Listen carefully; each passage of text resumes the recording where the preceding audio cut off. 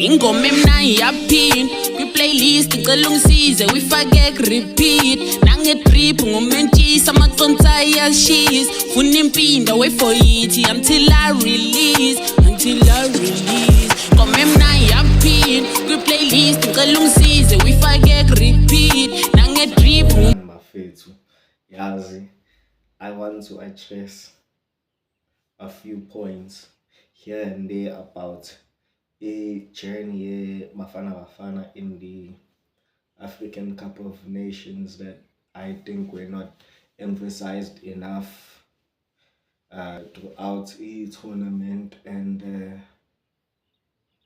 yeah, man, people have been focusing on a lot of things, most of them negatively, but all I take here are positive things. And Boningati, if it's naqinisa kukho, we can really be a force to be reckoned with.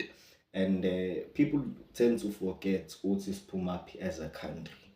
Now, I just wanted to remind them ukuthi umehluko owenzakalile ngilesi Bafana Bafana squad esibona idlala laphana eMorocco ukuthi umehluko omngakanani kahle kahle wenzekile and how special this is to us as South Africans yabo thina ke esikade sifollowisha ijourney yabo kusukela isikhathi la khona abantu did not believe offer anything to the country up until now yabo awuthi ngiyilande le ndaba lena eqaleni kwecareer Hugo Bush ngoba vele njengoba esezohamba nje esezophindela kubo kwelase Belgium kusazoba khona izinkulumo abantu belokhu bebuza bethi was he top coach yeBafana Bafana besikhona yini isidingo sakhe they choose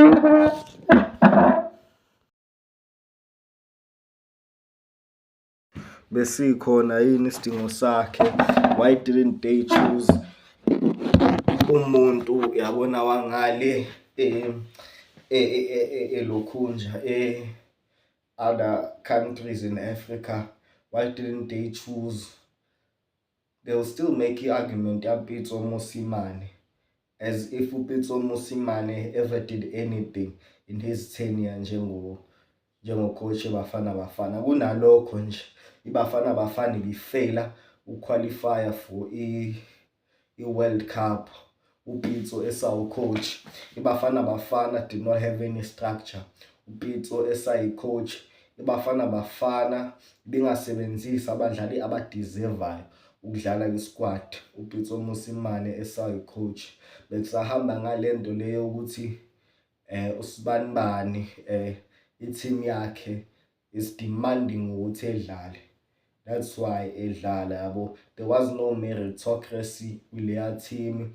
There was no combination play. There was no purpose of bringing a certain player into the team.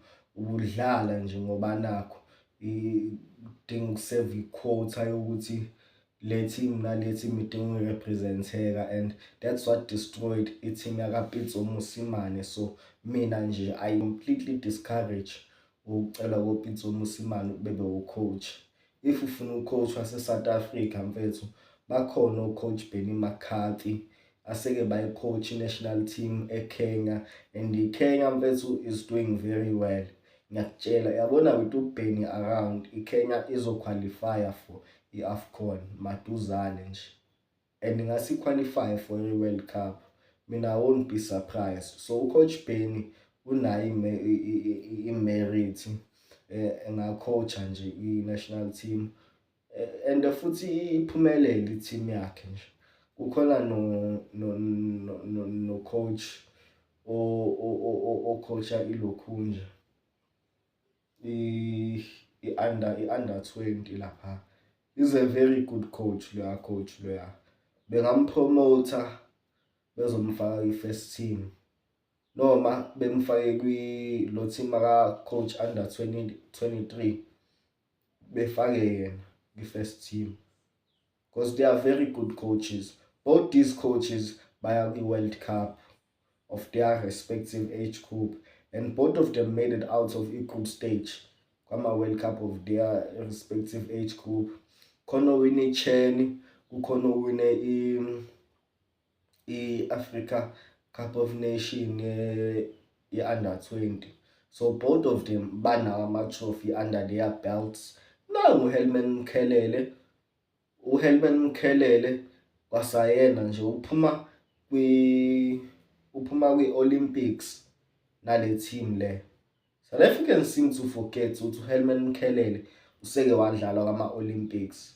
He's not being celebrated for that. Kunalokho balokhu bemgxeka bethi kanjani bafaka ama-question marks. Bayakhohlwa ukuthi uyena umuntu obekade ekukhuza uHugo Broos laphayana, kuyena umuntu omu-advisayo uHugo Broos, kuyena umuntu okhuphula ama-players. All of a sudden sebethi hayi Helman ufunani wada. Mina angizwani nje nomuntu ozongitshela ukuthi uHelman akangabi coach Bafana, angizwani nalowo muntu nje. Ungazoyisho leyo nto phambi kwami, because uHelman u-right kabi nje, kahle succession ene right leyo. Ufuna uzoyenza into esile ucoach wakho? Cha, sengibuza ngiserious. Uzoyenza into esile ucoach wakho kunale sikhandile over the past few years? uHugo Broos bafethu ushaya into yodwa kuphela. uHugo Broos ushaya into yodwa kuphela nje, ukuthi umsindo mningi yonke indawo la akhona, umsindo mningi and abantu bamtshela okwakhe akasakwazi ukusticka to i-plan yakhe.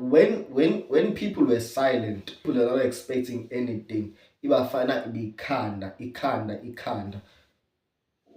Bahamba bakama-Olympics iBafana, they went there nabadlali abangaziwa. Uyazi baphuma-ke kwama-Olympics, baphuma kwama-knockout stages, bahamba kwama-group stages, bahamba to the next level kwama-knockout stages. Is that not good? That is very good. And wahamba laphana, wahamba zingekho wahamba nabantu ababengakaziwa nje. I think the only person or abantu abesebeqala ukumnothisa kwaku-Ronwen Williams, nakhona futhi engakadlali kwi-Mamelodi Sundowns, wayesadlala kwi-Super Sport.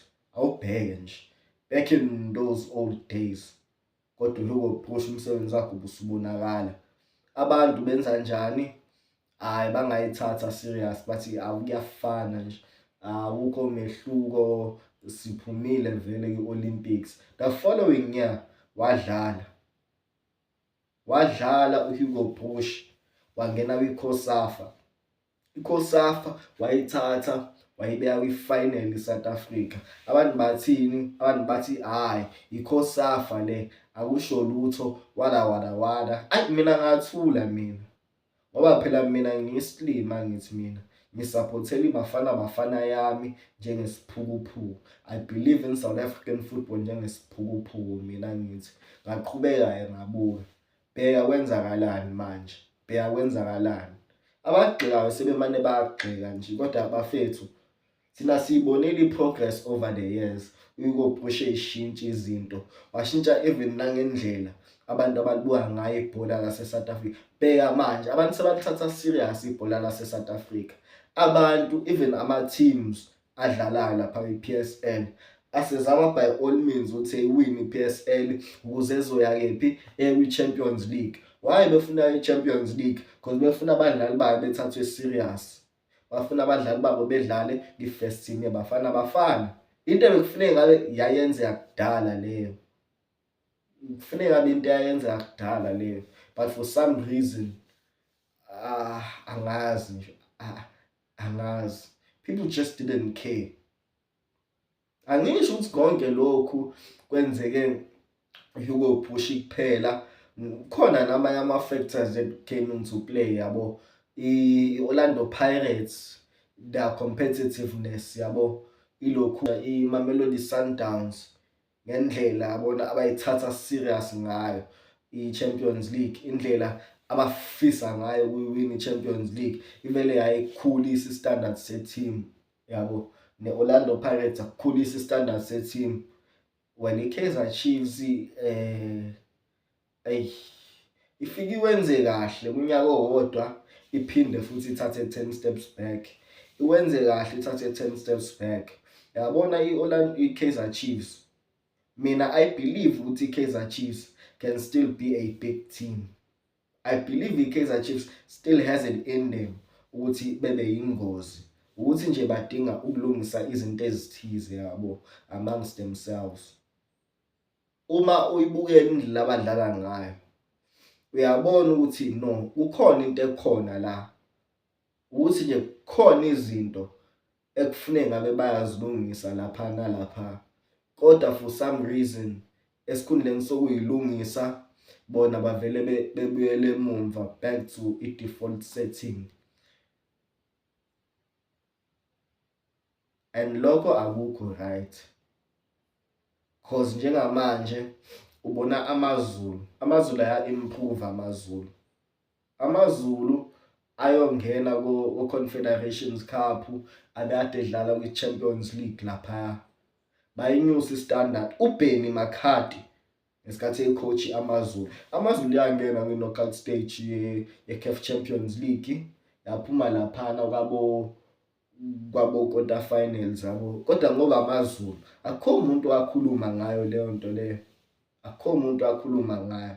Sawubona lo nyaka ama-players amazulu ezedlala kwiBafana Bafana beze befaka ukhipha wabo lapha uVeli Motha kwi-first team eBafana Bafana, and he did very well uVeli Motha kuloya nyaka loya, and iBafana ayiwina kuloya nyaka loyana bafethu. Let's be honest, nampo Sikhukhune, abantu bacomplaina ngabadlali boSikhukhune bedlala kwiBafana Bafana. iSikhukhune is very good bafethu, they are doing wonders laphana kwi-Confederations Cup. Nayi Stellenbosch, yes, ningacomplaina lithi i-model yabo is unsustainable, nicomplain nithi kanjani badayisa abadlali basa-right, but look at them, they are producing quality players.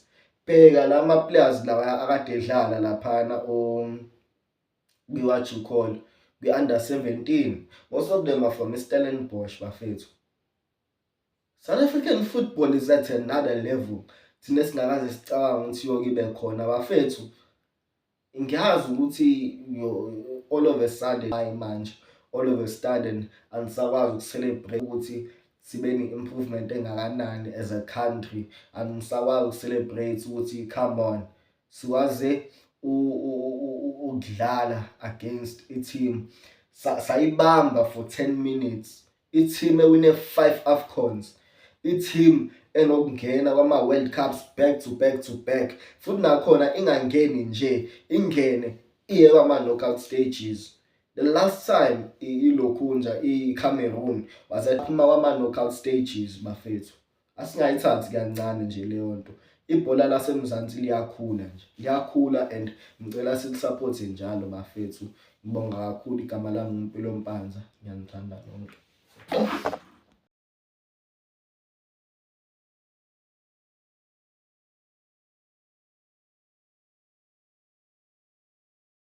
Hi, this is Mpilo. If you like this video, please click on the subscribe button below. Click the notification bell so that you can be informed whenever I release the video. Don't forget to share and like, comment below. Your engagement can help me grow this channel faster than I ever thought. Thanks for watching. Bye.